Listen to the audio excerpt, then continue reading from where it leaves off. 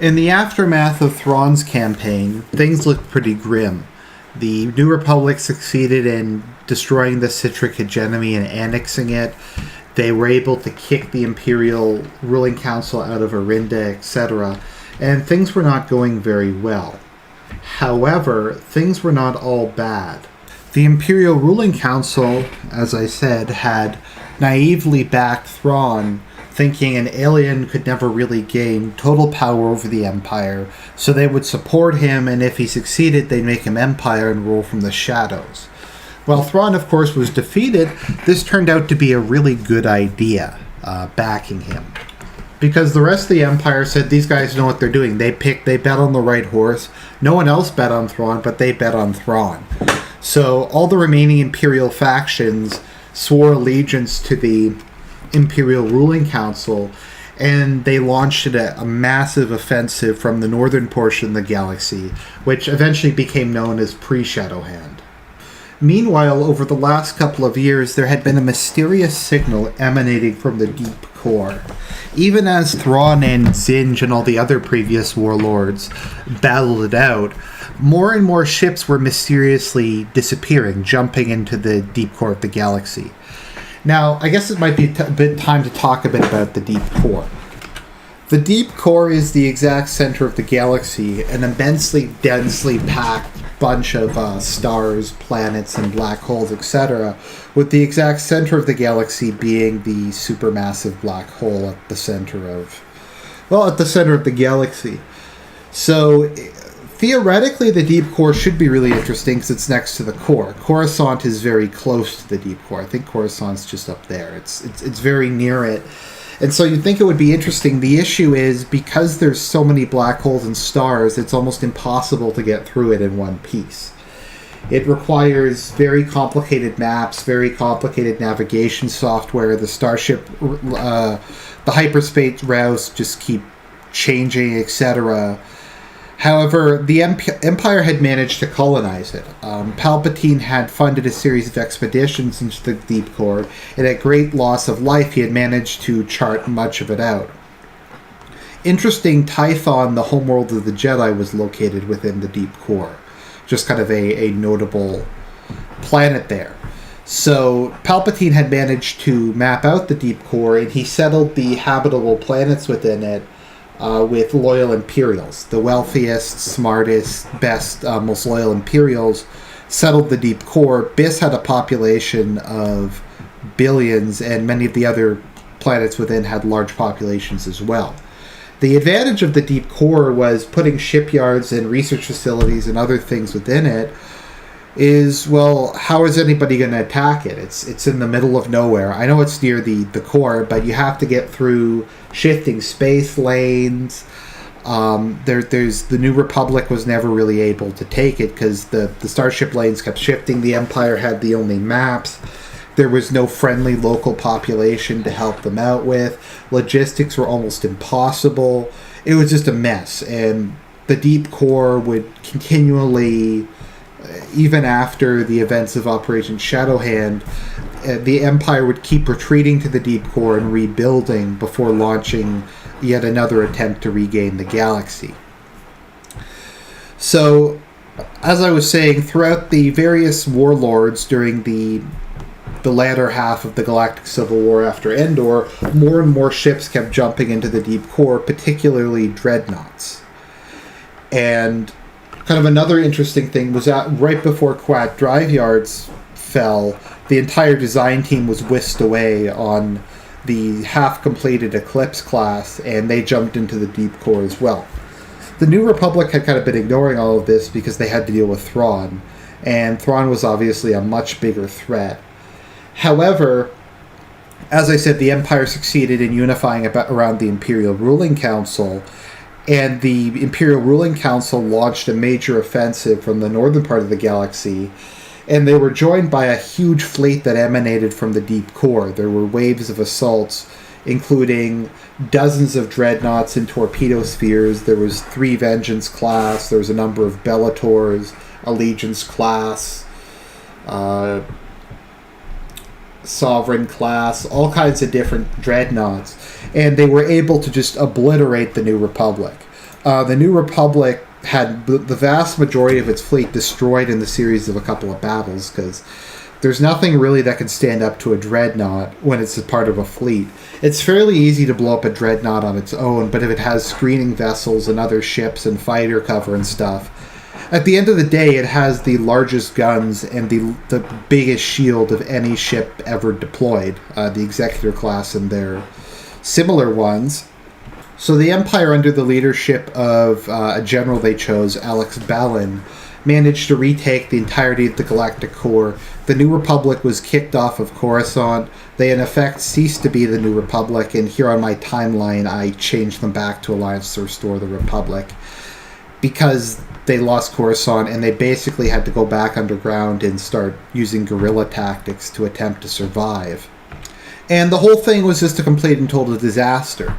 Alex Ballin was able to lead a victory parade of AT-ATs down the boulevards of Coruscant, and the Imperial Ruling Council reassembled the Senate. The idea was to elect a new emperor. However, this is when everything went completely insane.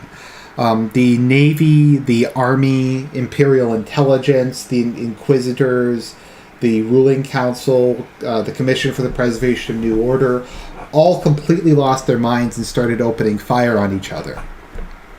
The massive Imperial fleet over the Coruscant just began to blow each other to pieces. In one situation, I think it was an Executor class rammed a torpedo sphere, destroying both of them. The losses were in the millions, and probably a half dozen to 10 dreadnoughts were destroyed, and hundreds of Star Destroyers and smaller ships. It just became an absolute orgy of violence, in which Luke Skywalker and Lando took a couple of captured Star Destroyers and started firing on Imperials to kind of try to get them to keep fighting each other more and more.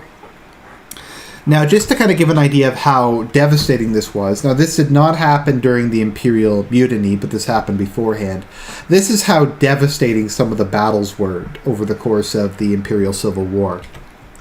In a single battle in which two factions completely annihilated one another, one side lost an Executor class, 60 Super Star Destroyers, 160 other ships, a torpedo sphere, and an entire other fleet. So keep in mind, there's only 16,000 Star Destroyers in existence. So battles like this are destroying large portions of the Imperial fleet. That's excluding what the New Republic's destroyed and has been destroyed in other campaigns. So the Empire took irreplaceable losses during this time period. However, as Coruscant fell, and at the height of the Imperial Mutiny, yet another wave was launched, including of assaults from the deep core was launched, including the bizarre creations known as world devastators, which suck up matter from a planet and use it to produce weapons, particularly droid TIE fighters and battle robots and stuff. So they were sent to Mount Calamari and started to tear the planet apart and destroy it. However, a massive ship that became known very quickly as the Eclipse class emerged. On board it, Emperor Palpatine announced that he had returned from death and was leading the Empire once again. Now, he had been sending emissaries to the various warlords, and all of them had reunited with him because, well, he's the Emperor. The Empire follows the Emperor, right? That's the entire purpose of having an Empire, is to follow the Emperor. So the Eclipse class, while not as heavily armed as an Executor, had a super laser that was 1/3 as powerful as the Death Star. So it could render planets inhabitable, it could blow anything else up. The Empire also built my favorite super weapon, the Galaxy Gun, which fired projectiles with warp drives in them and droid targeting systems. So they were basically just a massive bomb with a hyperdrive strapped to them. So the Galaxy Gun could fire across from Biss in the deep core and hit targets on the other end of the galaxy, which is an incredible weapon and makes a lot more sense than the Death Star. So Palpatine reemerged, and he revealed that the Imperial Mutiny had basically been largely his idea, And he had exacerbated it because he said in the olden days, the Sith had civil wars all the time to cleanse the weak. And I have cleansed the weak, and all that remains is the strong, and they will follow me into my dark empire. So the idea behind the Dark Empire was Palpatine hoped to abandon all reliance on technology and superweapons and instead rely solely on the Force. The Dark Empire would be a theocracy or a magocracy in which military and civilian government would be completely subjugated to the dark side. It turned out Palpatine had mastered the art of essence transfer and had a large number of clones built on the throne world of Biss in the deep core, on which the majority of the remaining Imperial fleet was in orbit, waiting to be sent out on further wave assaults. So Palpatine showed up, and he decided to blow up a New Republic fleet using Force Storm instead of just firing the guns from his ship. And unfortunately, he lost control of the Force Storm, and he blew up the Eclipse 1. And he died. And things didn't really turn out very well. So Palpatine went back and convalesced with a second clone body. He came back again, and he managed to convince Luke Skywalker to fall to the dark side. So Luke Skywalker fell to the dark side, but it was really just him pretending to fall to the dark side, and he became the Supreme Commander of the Imperial Fleet. And during his brief time as Supreme Commander of the Imperial Fleet, he was able to destroy most of Palpatine's remaining clones and send the New Republic the codes to shut off the World Devastators, which were subsequently blown up. Why Palpatine thought it was a good idea to allow Luke to be the Supreme Commander of the Imperial Navy, as well as giving him the codes to shut off the super weapons, I don't know. Palpatine is not particularly bright when it comes to grand strategy. In fact, he's kind of awful at it. He's good at manipulating individual people, and he's good at politics. He's very bad at meta strategy, though.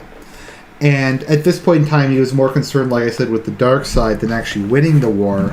So he figured that Luke's personal fall to the dark side was more important than the actual campaign. And so he was okay with Luke basically screwing over his war plans. So as Shadowhand continued, the New Republic continued to get pushed further and further back. The Eclipse 2 got destroyed near the end of the war due to Palpatine's stupidity. And it was around this time that Palpatine kind of started increasingly becoming unhinged. Dying multiple times tends to screw you up. It's interesting because Palpatine actually became stronger in the dark side after his death, as he kind of abandoned all human limitations behind. The issue is, the stronger he became, the faster his clone bodies began to degenerate, and he had to switch between them more and more often.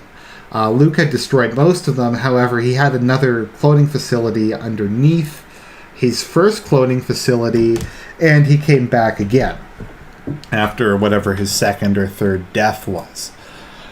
So, this was all going on, and the New Republic was getting their asses kicked by the Empire, and it really looked like it was going to be the end. Palpatine had won. The whole game was over. Sure, he had lost the Eclipse and would lose the Eclipse due and a bunch of the Dreadnoughts due to his incompetence, but the Dark Empire was going to succeed, and Palpatine was going to rule the entire galaxy once more. Unfortunately, like I said, he was becoming increasingly unhinged.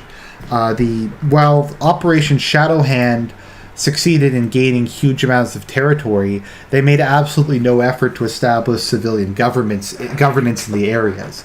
Instead, they tended to rely on just bombarding things from orbit, because that was the only way to be sure, just committing genocide against various planets, etc. The whole thing was a mess. They just maybe put the planet under military occupation. They seldom even did that. They just blew up planets from orbit, theoretically put them under military occupation, and just moved along. And the Imperial Ruling Council was like, this dude's gone completely insane, we have to do something about it. So Karnor Jax, who was a Imperial Guardsman, came up with the plan of sabotaging the remaining Palpatine clones. So he corrupted the DNA in them so they would age and degrade very rapidly. So Palpatine was left with his last clone body, realizing that he probably shouldn't have let Luke blow up his other clones as a show of how tough he was, and realizing he probably should have had another set of clones hidden somewhere, he went and conversed with the Sith Lords on Korriban. And the Sith Lords told him, look, you gotta go and you gotta take Anakin, the third child of Han and Leia Solo, and that'll be a body that'll last you for a while because he's a Skywalker. He's super powerful. So Palpatine went and tried to do that. However, he was foiled by an alliance of Luke and some other Jedi, and his spirit transfer didn't really work, and the Eclipse 2 got blown up. And yeah, and things were not going very well. R2-D2 managed to program the Eclipse to ram the Galaxy Gun, which it did, destroying both. However, the last projectile from the Galaxy Gun fell out of the Galaxy Gun and was pulled into abyss by the force of the planet, gravity, and that projectile went off and blew up Biss and the vast majority of the remaining Imperial fleet. Yeah. So Operation Shadowhand proved to be an unmitigated disaster. While the Empire succeeded in retaking much of the known galaxy, a combination of the Imperial Mutiny, Palpatine's reckless offensives without any real strategy, and the destruction of Biss and the majority of the Imperial fleet meant that the Empire, it was theoretically impossible, even if every remaining Imperial asset was thrown together, that they could hope to stand up to the New Republic. The New Republic, for its part, was reduced to 10,000 worlds and wouldn't really see mass membership again until much later on. So in the aftermath of Shadowhand, the remaining Imperial fleets fled into the deep core, with Blitzer Harsk and Truton Teratok becoming the primary warlords. The Pentastar alignment remained in a major Imperial power. However, Ardas Kane had died during Operation Shadowhand, betrayed by a Grand Admiral. And there were a couple Imperial fleets left in the northern part of the galaxy and some Imperial fortress worlds. The Empire proper was taken over by the Imperial Ruling Council under Carnor Jax, the Imperial Guardsman who had sabotaged Palpatine's last clones, but we'll deal with Carnor Jax next time.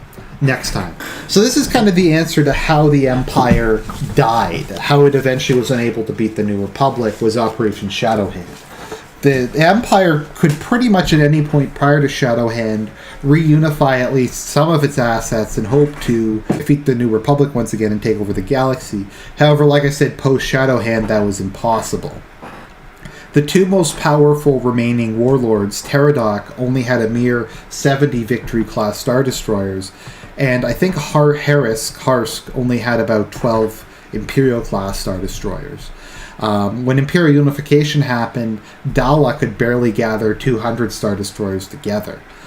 They were utterly devastated. The New Republic was also devastated, but they were still standing. And with no real opposition left, they would gradually retake territory.